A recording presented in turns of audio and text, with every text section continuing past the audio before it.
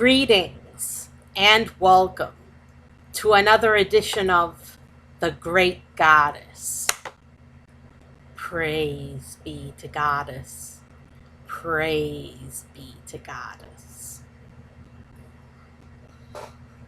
Well, it's another Wednesday and we have part two of our two-part series on the history of freedom. And today, as promised, we will be discussing the history of freedom as it is in our world today. And so let's start off with the history of freedom as it applies to our modern freedoms that we enjoy. First of all, freedom of speech. Where does it come from? Well, for thousands of years, men had no freedom of speech. They had no freedom of speech, and they had no freedoms whatsoever. They were devoid of all freedoms. So, freedom of speech was conceived of by the founding fathers who wanted to be able to write whatever they wanted to write and say whatever they wanted to say without being harassed. Of course, there's also libel in our country, that we have libel, so you can't exactly say whatever you want to say, and also you can't threaten the president or other people. But other than that, you have total freedom of speech in this country. And the reason why? Because the founding fathers wanted to have the freedom to write whatever they wanted to write and say whatever they wanted to say. Freedom of speech means freedom of thought. And freedom of thought means the world to us. Freedom of thought opens up the whole world to us. To be able to be free in your thoughts is priceless. So freedom of speech had to come first. Freedom of speech first, then comes freedom of thought next, because you have to have freedom of speech if you want to have free thought. Next, freedom of religion. And freedom of religion is a very important one of our freedoms. Freedom of religion is very important because we've had no freedom of religion for thousands of years. Kings told people what to believe, and kings told people who they should follow and what religion they should follow. So we've had our religion dictated to us by kings and by clergy members, whatever the church may be, whatever the religion may be. We've had our religion dictated to us, and that isn't right. So our founding fathers came up with freedom of religion. Primarily, the inspiration for freedom of religion was the plight of Protestants in light of the Catholic Church. The Catholic Church persecuted Protestants and wouldn't let them follow their religion. And then Protestants persecuted Protestants and wouldn't let them follow their religion. So we had in America the Protestants that had been persecuted by Protestants, and the Protestants that had been persecuted by Catholics, and we even had Catholics in this country. So the idea of freedom of religion naturally cropped up.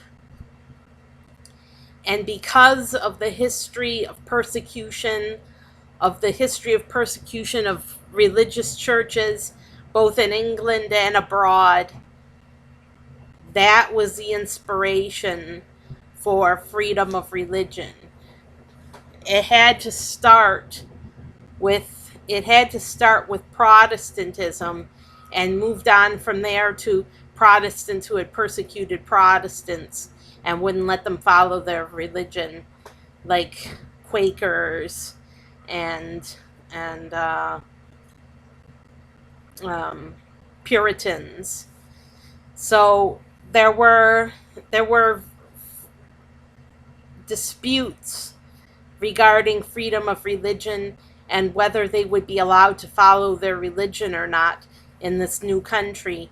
And so freedom of religion was a definite plus. And the plus side of this is that today there's freedom of religion for goddess worshippers. Because you can worship whoever, whatever you want in America. You have total freedom of religion. And so the way was paved by our founding fathers for freedom of religion for goddess worshippers as well. And so we have that freedom of speech, freedom of religion, freedom of assembly being that you can gather in one place peacefully, and that's enabled people to go to protests and protest their government and protest whatever they feel like, because the right to peaceful assembly is assured in this country. And there's freedom of peaceful assembly. There's freedom to bear arms. Now, this is a controversial freedom because a lot of people think that we'd be better off without guns. But freedom to bear arms came from our founding fathers, who were not allowed to bear arms by the English, who tried to take their weapons away so they wouldn't be able to fight back. And they wanted to be able to fight back against the English, against the British. So they wanted to have the freedom to bear arms. So the freedom to bear arms was one of our first, our founding fathers' first rights that they granted to people. But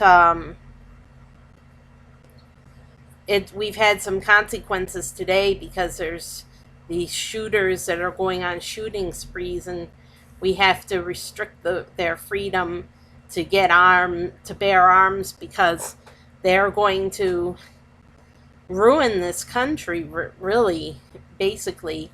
And so freedom to bear arms was a very important freedom, and still is to some extent today, but we're in dispute over what the freedom to bear arms means and who should be allowed to bear arms. That's the dispute that's riling in America today, and it's very controversial.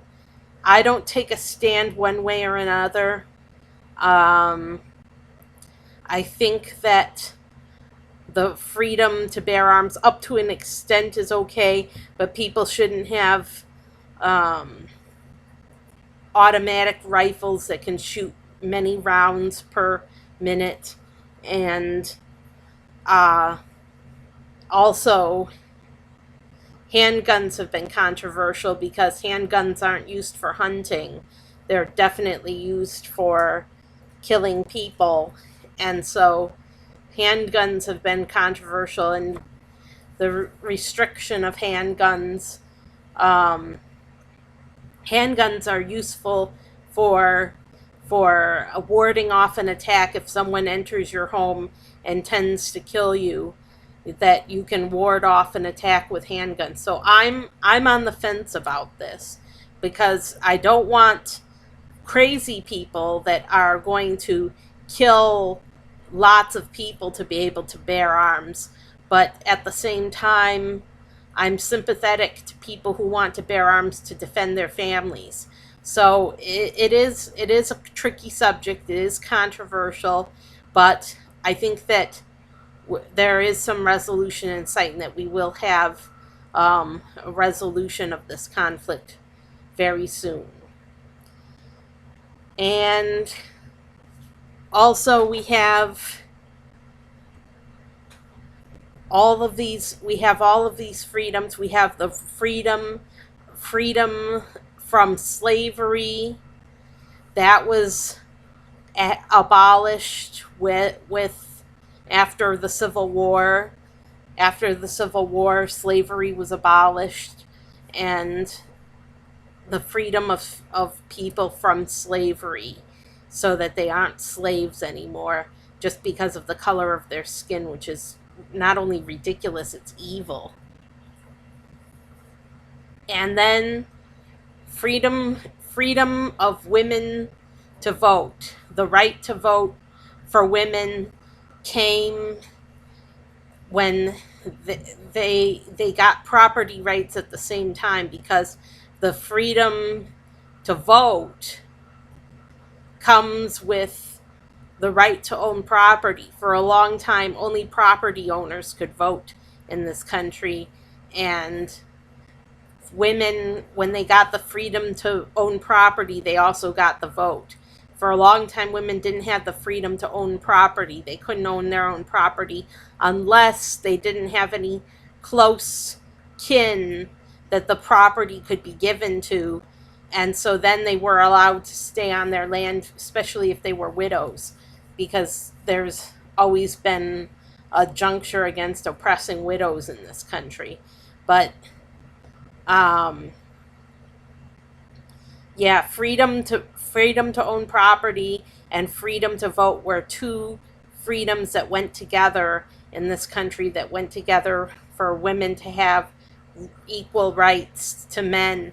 That it took a long time, and women still don't have totally equal rights.